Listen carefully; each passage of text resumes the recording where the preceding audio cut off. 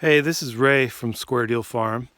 I'm out here in the woods today and I'm looking for leaks in our pipeline, and I was going to see if I could try to show you what it looks like when the flow is normal and when we have a leak.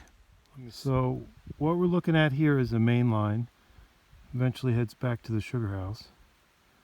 And we have these smaller lateral lines that go out to every tree out in our woods.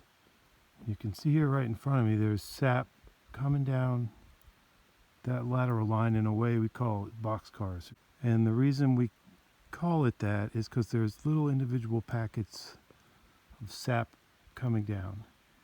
And what that means is we have tight vacuum. There's air coming from behind that allows the sap to flow, but it's coming through the tree, not through a leak in the line. And over here you can see it was something completely different. Our main line here is 17 East Branch A. We have everything identified, so if we find a leak, we have an easy way to talk about where it is and how to get there. So here's another lateral line that goes out to these trees, and you can see right here that sap is coming through the line, but there's air behind it. And that's a real problem at night and when it starts to freeze, because that air will actually super cool and it will cause ice in the line. And if that happens in this lateral line, no sap is going to get past that ice jam. So it could cost you a lot of sap and a lot of maple syrup. Okay, so today's my lucky day. I found the leak pretty much right next to the manifold where the sap goes in.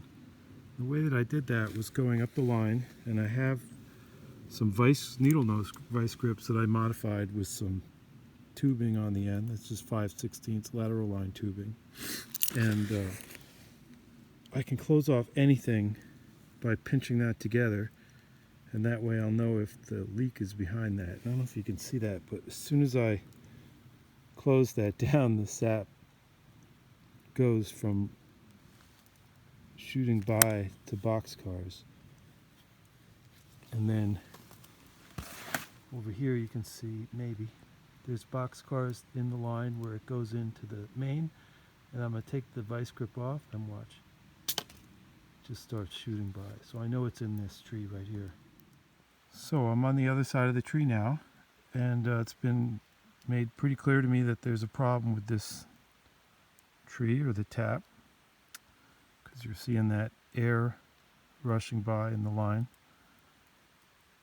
So we're going to check out the tap hole, make sure there's no holes near it or a crack or the tree is dead or anything.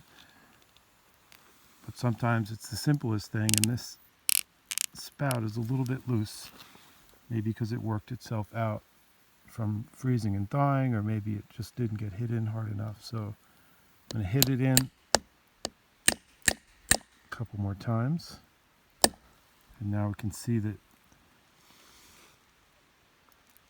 we're getting the boxcars in that line.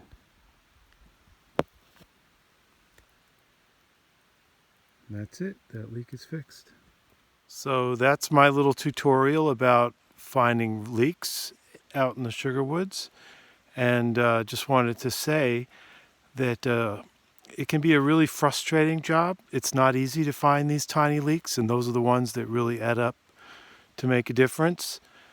But you got to be persistent, and you have to want to find the leaks. You have to want to, because if you don't want to find them, you won't find them. So it seems simple, but you're going to see what you want to see. So good luck.